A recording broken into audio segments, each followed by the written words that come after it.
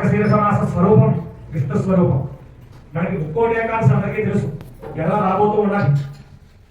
దాన్ని విష్ణు ముక్కోటి ఏకాదశి అంటారు. విష్ణు ముక్కోటి అని దానికి పేరు. శివ ముక్కోటి ఇంకోటి ఉంది, ఎవరికైనా తెలుసా? ఆ శివ ముక్కోటి అని పిలవబడేదే ఈ రోజు. మార్గశిర మాసంలో ధనుర్మాసం పట్టాక వచ్చేటువంటి ఆర్ద్ర నక్షత్రం ఏదైతే ఉందో దానికి శివ ముక్కోటి అని పేరు. తమిళనాడులో చిదంబరంలో ఇవాళ అత్యద్భుతమైన ఆర్ద్రోత్సవం అని స్వామివారికి అత్యద్భుతమైనటువంటి ఉత్సవం జరుగుతుంది. ఇవాళ చిదంబరంలో మహా ఉత్సవం తమిళనాడు అన్ని దేవాలయాల్లో కూడా జరుగుతుంది. మన చాగంటి కోటేశ్వరరావు గారు కూడా చెప్పారు, మహాశివరాత్రి మహాపర్వమైనది అని అందరికీ తెలుసు. కార్తీక మాసం చాలా శివుడికి ఇష్టమని తెలుసు, అలాగే మాస శివరాత్రులు శివుడికి ఇష్టమని తెలుసు. కానీ వీటన్నిటికంటే ఇంకా ఇంకా మహోత్కృష్టమైన పరమేశ్వరుడికి చాలా ప్రీతికరమైన రోజు ఒకటి ఉంది. ఏమిటో తెలుసా? అదే మార్గశీర్ష మాస ఆర్ద్ర నక్షత్రం అన్నారు. ఈ మార్గశీర్ష మాస ఆర్ద్ర నక్షత్రానికి ఇంకో ప్రత్యేకత ఉంది.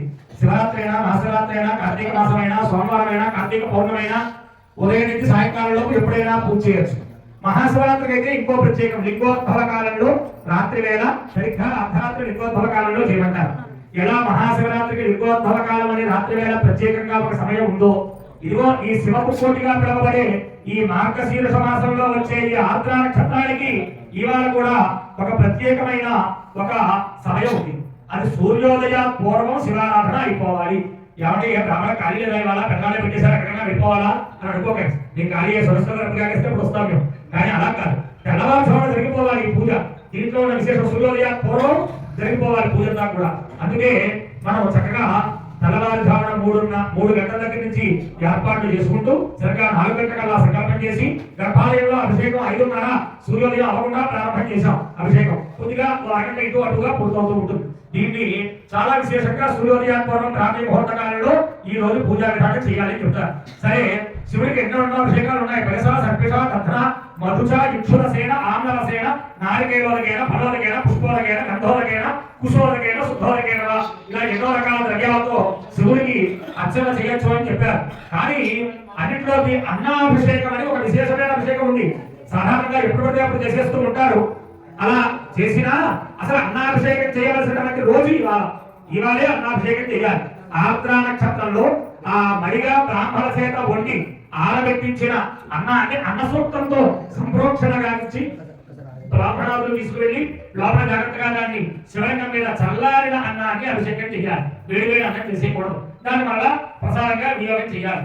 ఏమిటి అన్నాభిషేకం చేయడం వల్ల ప్రయోజనం అంటేట, లోకంలో సకల ప్రాణి కోటికి అన్న శుద్ధి కలుగుతుంది. సామాన్యంగా సముఖ సమ్మగారిని ఒక ఆయన లాగా అడిగారు, ఏమంటే లీటర్ల పాలు, పెరుగులు, నెయ్యిలు, తేనెలు, పంచదారులు, కోళ్ళు ద్రవ్యాలు ఎక్కడే పోసేస్తున్నారు, లేని వారికి ఇస్తే పుణ్యం కదా, ఎంతో మంది లేని వాళ్ళు ఉన్నారు కదా, కడుపు ఖాళీ ఉన్నారు కదా, అందరికీ ఇవ్వచ్చు కదా అంటే మహానుభావుడు ఒక మాట చెప్పారు. అందరికీ కడుపు కలిగేట్టుగా, నాయన పళ్ళు మనకి కావాలంటే పళ్ళు ఎక్కడి నుంచి వస్తున్నాయి? చెట్టు కొమ్మల నుంచి వస్తున్నాయి. కొమ్మలు కాస్తున్నాయి, మామిడి పండు, ఇంకో పండు. పళ్ళన్నీ చెట్టు కొమ్మలిస్తున్నాయి కదా అని చెప్పని నీళ్లు పట్టుకెళ్ళి ఆ కొమ్మల మీద చల్లుతావా? నీళ్ళు ఎక్కడ పోస్తాం? వేళ్ల మీద పోస్తాం, వేళ్ల దగ్గర పోస్తాం. వేళ్ల దగ్గర పోసిన నీళ్లు కొమ్మలు తీసుకుని ఎలా ఫలాలు అందిస్తున్నాయో విశ్వేశ్వరుడికి అన్ని పోస్తే విశ్వమంతటికి ఆయన అన్ని అందిస్తాడు. విరివాడా ఆయన ఎప్పుడైతే అన్ని చేశామో నువ్వెవరికి నీరవండి వారికి వీరికి పెట్టడానికి, నీకైనా నాకైనా అందరికీ పెట్టేవాడు ఆయన చూసుకుంటాడు. ఎవరికి ఏం పెట్టాలో, ఏ రకంగా పెట్టాలో, ఎవరితో పెట్టించాలో. అందుకే లోకంలో ఏ ప్రాణికోటైనా ఆకలి వేసేటప్పటికి అంత ఆహారం ప్రతి ప్రాణికోటికి దొరకకుండా ఉండదండి. ఏదో రూపంగా ఆ ప్రాణికోటికి ఆహారం దొరుకుతూ ఉంటుంది. అందుకే అన్నం అంటే అర్థం మనం ఏదో బియ్యంతో తయారు చేసి వండిన పదార్థం కాదు.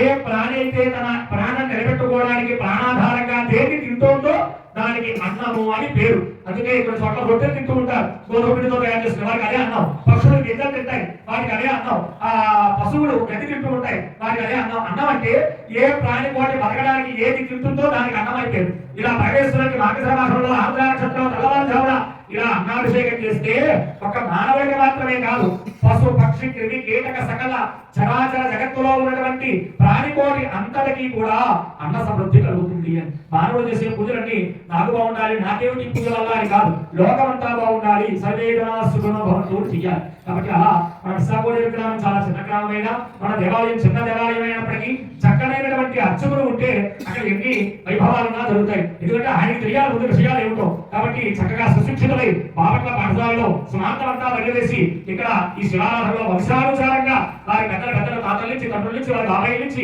చక్కగా కార్యక్రమం చేసుకుంటూ ఇవాళ వారి కుమారుని కూడా వేద పాఠశాలలో సుశిక్షితులుగా వేద పండితులుగా తయారు చేసి ఈ యొక్క సాంప్రదాయంలో ఉండడం వల్ల అనేక విషయాల వారికి అవగాహన ఉండడం వల్ల ఎన్నెన్నో కార్యక్రమాలు కార్తీక మాసం వస్తే రక్షాబంధన పూజ, అలాగే మరి మొన్న ఏకాదశిని పురస్కరించుకుని సత్యనారాయణ వ్రతాలు చేయించారు. ఏమిటగా పురోహితులు మరి అంటే ఏదో కార్యక్రమం పెట్టేస్తూ ఉంటారండి, అస్తమానం చందాలంటానికి కాదు. మానవుడిని వేరే అజ్ఞానంలో పడనివ్వకుండా పదే దేవాలయానికి రప్పిస్తూ ఏదో పూజ పురస్కారమో దైవనామో యజ్ఞమో యాగమో కృతమో పెట్టి నిరంతరం భగవత్ సన్నిధానంలో మానవులంతా గడిపేట్లా చేయడమే బ్రాహ్మణి పని. పురోహితుడు కదా ఆయన పేరు, పొరవ యొక్క హితము కోరువాడు. నిజంగా మనకి హితమైనటువంటిది ఏమిటి? దేవుడు తలుచుకోనైనా దేవుడిని మర్చిపోకు అని చెప్పే మాట ఎదుగుతో అదే హితవాక్యం. ఇక మిగతా ఏది కాదండి. ఎవరిని నమ్ముకున్నా ఎవరు శాశ్వతం కాదు, ఎవరు మంచివాడు కాదు. ఎప్పుడప్పుడు మనకు బాగా దగ్గరవాడిని నేనంటే అంత ప్రాణమో అనుకుంటాం. అంత ప్రాణమైన వారికి మనం విషంలా మారిపోవచ్చు ఒకసారి, చెప్పలేము. లోకంలో మానవ బంధాలు శాశ్వతం కాదు, దైవబంధం ఒకటే ఇహంలోనూ పరంలోనూ కూడా శాశ్వతమైనది. కాబట్టి ఎవరైనా పట్టుకుంటే ఆయన కాళ్ళే పట్టుకోవాలి, ఆయన దగ్గరే తలదించాలి, ఆయనకే శరణ వేయాలి. ఇంకెవరికి తలవచ్చక్కర్లేదండి. అందుకే అంటారు జరిగిపాటు వారు, నాకు ఎవరైనా కష్టం వస్తే మా పేరు దగ్గరికి వెళ్ళి మా అమ్మవారి ముందు ఏడుస్తాను, ఎవరికి చెప్పుకోవాలి, ఎవరో తీర్చేదేమిటి మా అమ్మవారికి తీరుస్తుందంట. ఇవన్నీ పెద్దల మాటలు, నాకు ఆచరణ యోగ్యాలు. కాబట్టి ఇవాళ మీ అందరి జన్మ ధరించింది. నాకు చాలా ఆనందం కలిగింది ఏమిటంటే చాలా మంది నిరుడి మీద ఈ ఏడు చాలా మంది చక్కగా ఈ అభిషేకాన్ని చూడాలని వచ్చారంటే అందరికీ విషయం తెలిసింది. ఏదో లక్షపతి పూజలు అయితే సాయంకాలం రావడం కాదు, ఇంత తెల్లవారుజామున జరిగే కార్యక్రమానికి తెల్లవారుజామున ఇంతమంది వచ్చారంటే మీ అందరికీ శివభక్తి విక్కుటంగా మనస్సులో బాగా పెరుగుతోంది అర్థం. అంతకంటే ఏం కావాలండి? ఇంట్లో ఆస్తి పెరగక్కర్లా, ఇంట్లో ధనధాన్యాలు పెరగక్కర్లా, శివభక్తి పెరిగితే ఇవన్నీ వాళ్ళంతటవే పెరిగిపోతాయి. ఆస్తులు, అంతస్తులు, లాభాలు, సుఖాలు ఇవన్నీ కూడా. కాబట్టి అమ్మా మీ అందరికీ ఆ పార్వతీ సోమేశ్వర అనుగ్రహం పరిపూర్ణంగా కలగాలి అని ఆశీర్వచనం చేస్తూ, అదిగో యజమానికి ఆశీర్వచనాలు అంటున్నారు బ్రహ్మగారు. సర్వేదన సుఖనో భవంతు.